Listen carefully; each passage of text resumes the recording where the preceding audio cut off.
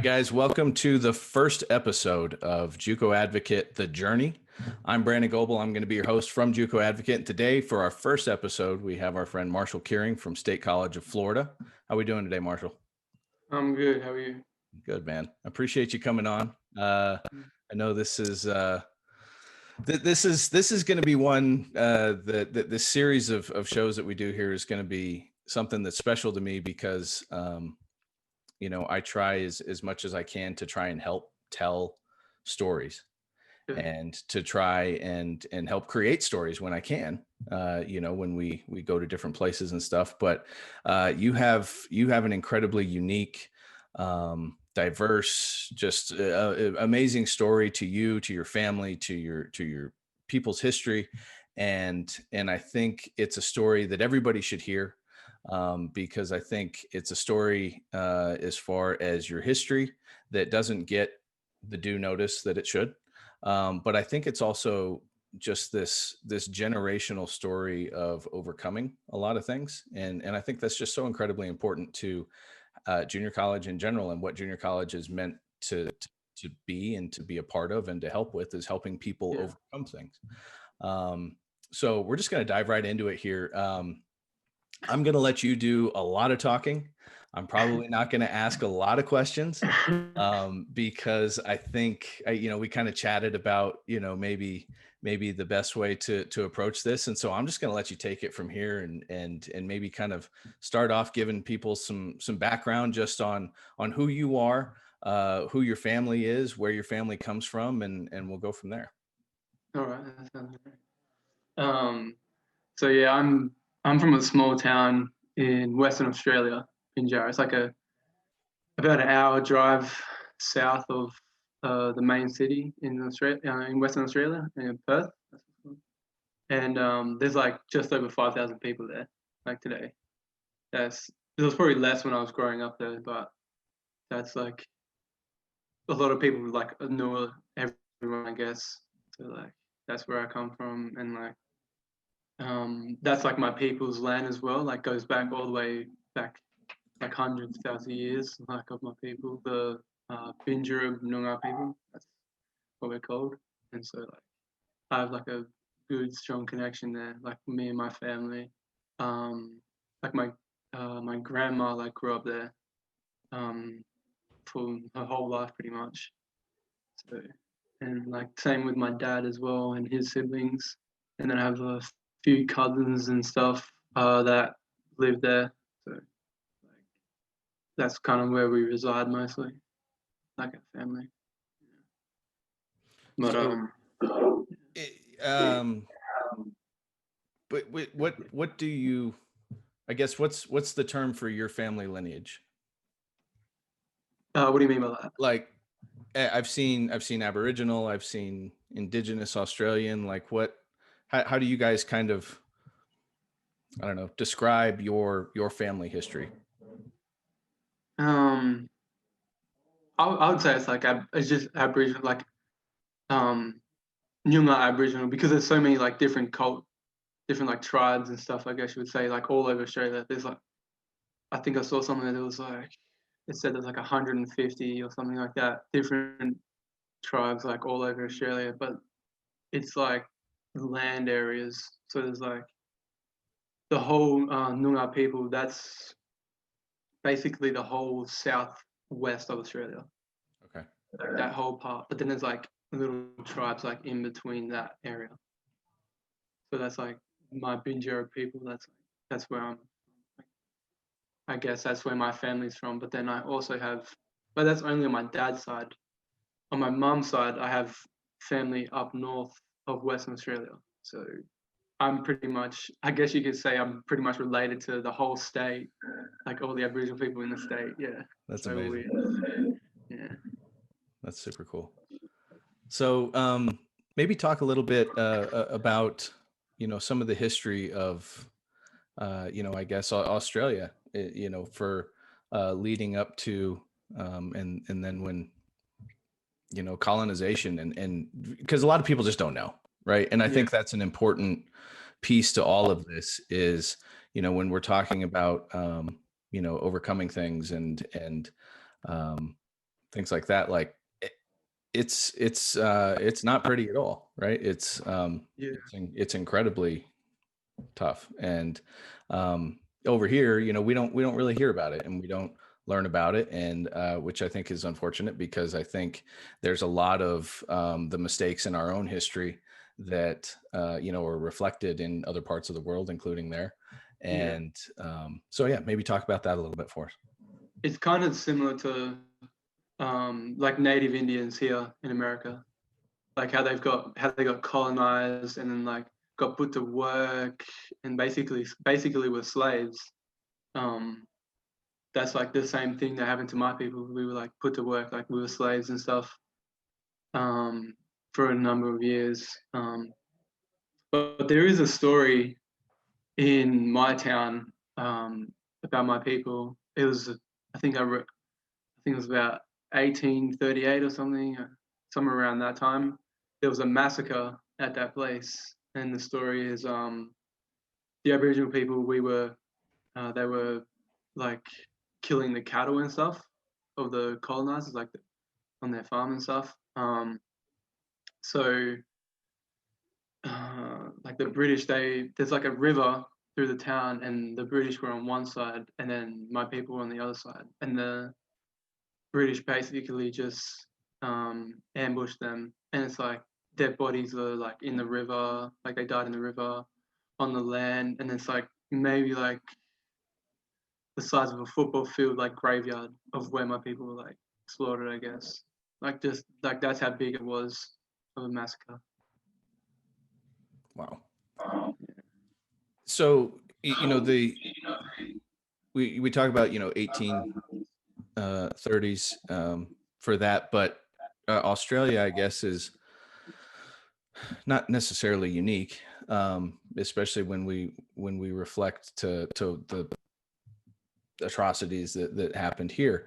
But I mean, it's not that long ago, and even up until today, that there's still a lot of problems being Yeah, caused by uh, by I don't know. There's I don't know the right way to describe it, but basically that Aboriginal people are not treated in a way that they should be. and yeah, and just like we have done here with our native communities and things, it goes on today. We people talk about history and stuff, and that this happened oh so long ago, and like it's not. It yeah. really, we're talking 150 years up until present. I read something that the first Aboriginal surgeon became a surgeon in 2006. Wow, that's And and that's because of oppression in education, and yeah, all of these horrible things. Anybody listening to this that wants to kind of dive more into this, go do some reading. There's some things we won't talk about on this interview here today, but just some stuff that'll make your head explode when you read about it. But so up until kind of more current times, like what was that like for you growing up? And were you more in your specific community? Were you out kind of away more in the city? Like what was your growing up like? um, I basically just stayed in the town most of the time. My grandparents, they lived closer to the city, so like on the weekend or something, we would go visit them sometimes. But I pretty much just stayed in the town because I played a lot of sport when I was little, so I had that going on. But in my town, there's not much to do except for the sport. Um, Aussie rules football. I played that, so it was that I played, and then basketball, obviously, and then I actually played t-ball for a couple of years. So I just had that. You got a little tall for Aussie rules football real quick, I imagine. Yeah, Hard to get down and get some leverage on some of those. yeah. So when did you really kind of figure out that basketball was going to be your thing? Because that's not, Um, I mean, that of all yeah. sport, that's probably one of the least popular in indigenous communities. So what kind of Yeah. drew you to that? I Other don't than even, college? I'm not sure. Like, I just, I guess it was my brother, my older brother Aaron. He he went to the local high school, and then because he heard about a basketball school closer to the city, Willerton, he went there for his last 2 years of high school. So I kind of like he's like my role model. So I kind of like looked at him and it's like he loves basketball. So I was like, oh, I want to play basketball as well. And I was just coming out of primary school, so I was in 7th grade. I was just coming out, and I was I was thinking, yeah, I want to do that. Like I want to do the exact same thing. Like I want to go to that school as well for my last 2 years. So you kind of you get drawn to basketball and you decide this is something that I really want to get into. But um, I guess at what point did you kind of figure out that there was this life outside of Australia that basketball, could maybe provide, like that there was such a thing as college basketball for you, maybe overseas? Like when did you kind of start seeing that? Um, when I was about 16, I went on a tour with Aussie Prospects. It was their very first tour, and they took a bunch of guys from Perth and then a bunch of guys from Melbourne in Victoria. They just took us over and we played AAU basketball. Uh, Went on a couple college visits on the campus and stuff, and just walked around and had a chat with the coach. And I was talking to my coach Ash, and he's like, "Is this something you want to like pursue?" And I was like, "Yeah, I definitely want to do this. Like, I want to go to college." That's funny. So, you now you've seen what college basketball can be, but you've had to go a different route to it, and you've taken the junior college route to it. Um I guess, what were you expecting when you came over, and or were you expecting anything really? I mean, it doesn't hurt to be in Florida for sure. You've at least got a few palm trees around you there, but junior Yeah. college is a grind. I mean, that a little bit of a shock to you at first, where you kind of realized, like, this is no joke. This is big boy basketball. Yeah. My first year, I kind of realized it was a grind, but I didn't know it was that much of a grind. Like you have to push through like so much just to be even noticed. But who was it? Coach Parks, he kind of like did it as like we were like kind of professionals. Like he tried to hold us to a high standard, and like um our schedule wasn't like really tough to the point where we were going to be, you know, grinders, but it was where we were looking after our body and stuff, but enough. We worked enough so that we could like be good. But this year, like I kind of found out it's really a grind. Like the first couple months, especially because of COVID and everything. Yeah, yeah. All the craziness that's happening right now. I want to back up real quick, back to talking about your family. And I mentioned to Coach Parks that we wanted to do this, and he said that you have I guess a really strong tie, not only to your family but to your history and Aboriginal history, and I'm trying to think of the best way to describe it. Like probably more so than, well, like myself, like I know my family history and all that kind of thing, but it's not like what drives me, right? Like Yeah, my family history, my family, yeah, but my family history is not something that I think on and drives me. And Coach Park said something along the lines of that, that history, your ancestors, your things like that is something that really drives you, and that you're interested and involved in kind of some of the traditions and things like that of your family and your people. yeah, it definitely is a drive. Because I have so much pride in my culture and like my family history and my family in general. Like, um, I just want to. I kind of want to use this like my basketball platform to like spread my culture, I guess, and like be a role model kind of for like younger Aboriginal people.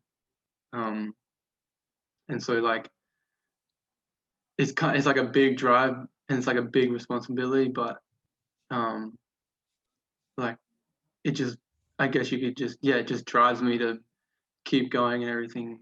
Um, but like my family history, like um, my grandma wrote a book about her early life, and like kind of reading that um, wants me to work even more because the struggle that she had to go through, and then like my dad had to go through, and my mum as well. So like that's a big factor in like my drive, I guess. Yeah. Well, I mean, because when we look back at, you know, athletes in particular, you know, there's Patty Mills. I think is probably the name in the basketball community that most people know. But when you really look at how those communities have been oppressed in Australia, you know, there's not a lot of people that have really made it out of there to be successful on an international stage. And you know, Kathy Freeman was such a, you know, a big story when that happened. Um, the runner, and so, you know, yeah, I think for someone like you that saw an opportunity and took it and are making the most of it. Um, Not to put any pressure on your shoulders that you don't need, but I mean, it's a lot, you know, and it's a lot to look at and to think about, you know, more so than a lot of people. And I think it's amazing. I think, you know, I think Australia and in those communities has such a untapped potential, you know, and it's unfortunate. Like you look at today, you know, the unemployment rate in those communities is going up, right? I mean, that's it's still like a struggle today to try and get out of you know those situations. And so I mean, I think what you're doing is incredible. And I think you're looking back to your family and to your history and using that as a driver is amazing. You know, when you run into difficult things in junior college, because any junior college player knows that there's going to be a lot of them, whether it's missing home, right? I mean, I can't imagine how much you miss home, especially in such a tight knit community. And now all of a sudden you're thrust into this, you know, whole new world. You know, what do you said you read a book that your grandmother wrote. Like, what do you think about? What kind of, I guess, what are some things that drive you when you're going through some of these situations? Um, I kind of think about my struggle. I kind of compare my struggle to their struggle. Like I'm not going through as hard as a struggle as they were, and so it's not that hard to kind of push through the mental struggle, like um, like it's not that hard, I guess. I try to think about that because what they had to experience and like all the like the racism and all that back then compared to like my life right now. So it's a lot easier than what they had to deal with, like the social standards and everything like that back Right. then. So it's a lot easier. So I saw your signing day picture with the Aboriginal flag, which was super cool. That's got to be one of the only times that's ever happened. You know, and now you're going to be a Division I basketball player next year. What did that, like, just kind of washing over you feeling like? What did that feel like when you signed that paper and thought, I'm playing D1 basketball next year? It didn't really hit me at first because um, I kind of just thought it was just me signing to another school. Kind of basically, it's just another school. I'm just going to them next year. It's not a big deal. But when I kind of thought about it a bit, um, uh, I didn't cry, but I got very emotional because you don't hear about a lot of people going to D1, especially out of like JUCO. You don't hear about it too much, um, especially like that up and coming school. like up and coming schools, Sure. like with that head, like the system they have and everything. But yeah, it hit me maybe the next day or like late. I think it was like the next day it hit me that I was actually going D1, and just like watching D1 players and everything. It gave me like I was like it's so excited to get going, like get it started, and like I'm just very excited to go there. That's awesome. Well, we're excited for you. This year is chaos, as we know, and um, the things that make you you, I know will lead to you being successful, wherever you go and whatever you do. So I appreciate you coming on today Yeah, and sharing your story with us. JUCO is, I mean, yeah, this morning when I was like, what am I going to call this thing? It is the journey. Everybody's journey is a little different. And I think your journey, your family's journey, the history of your people and everything that lives within you every day, is just such an amazing thing and driver for you. And so I'm excited to watch yeah, you play this season, and excited to watch you down in Mobile next year for old Richie Riley and TP and Roe and the gang. And yeah. um, yeah, it's going to be awesome. So thank you again, my friend. Appreciate you. My pleasure.